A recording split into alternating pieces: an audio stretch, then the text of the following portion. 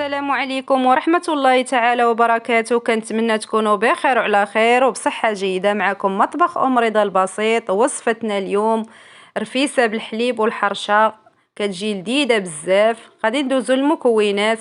عندي سميدة رقيقة على حساب أفراد العائلة، قليل من الملح على حسب الذوق، سكر معلقة كبيرة، قليل من الزيت. غادي نبسبسو به السميده اللي عندنا كما كتلاحظوا بهذه الطريقه، وغادي نجمع بالماء العادي بهذه الطريقه. ما غاديش نخليها جاريه بحال الحرشه اللي معتادين عليها، لان هذه غادي نشربوها في الحليب. بعد ما جمعتها على هذه الطريقه غادي ناخذ مقله ندهنها بالزيت ونلبسها بالسميد، وغادي نكور بهذه الطريقه ونبقى كنرش على الوجه السميده وانا كنبسط حتى نساليها كامله قادله الجوانب. وغادي ندير فيها واحد الثقوب بسكين باش ما تبوقش، وكنستمر في الطياب ديالها نقلبها من الجهتين حتى تحمر على هذا الشكل كما كتلاحظوا. غادي نجيب الحرشه ديالي، غادي نستعن انا بواحد الهاشوار لان كيجيني عملي.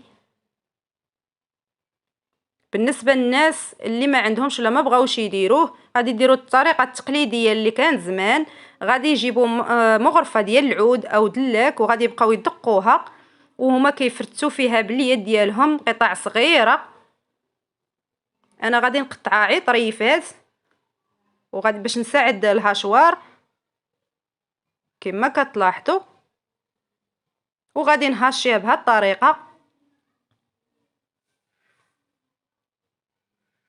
الا بقاو شي طريفات هكا غلاضين ما شدش فيهم الموس، كنحيدهم ونعاود نهاشيهم مره اخرى كما كتلاحظوا باش تجي مساويه.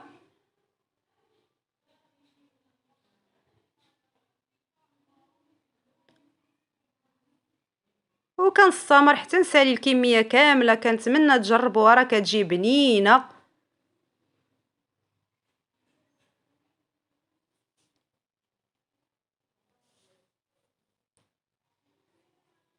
بعد ما عاودتهم، هذا هو الشكل ديالهم، بعد ما عاودتهم ما كيبقاوش غلاضين. غادي نجيب الحليب اللي فيت وهو مازال سخون. عندي زبده بلديه غادي ندوبها، عندي زعتر، عندي رشه ديال الملح غادي نديرها في الحليب لان ما غاديش نكثروا. درت في الحرشه الملح، وغادي نوضع الحرشه ديالي في الحليب تشرب كما كتلاحظوا في الصوره. نحاولوا نديروا الحليب يكون غالب على الحرشه لان كتشرب بواحد السرعه. حاولوا تخلوها جاريه، ما تخافوش منها. غادي نجيبوا الطبق التقديم نوضعوا فيه الرفيسه ديالنا. كاين اللي كيفرش الزبده من التحت عاد كيوضع الرفيسه من الفوق. انا ما كنقدش على اليدام. هذا شكل الطبق النهائي بعد ما درت واحد الحفيره درت فيها الزبده وزينت بالزعتر. كيجي هائل المذاق ولا المنظر. كنتمنى تجربوها وتردوا عليا. ما تنساوش الاشتراك في القناه والضغط على الجرس. دمتم في رعايه الله، والى وصفه قادمه ان شاء الله.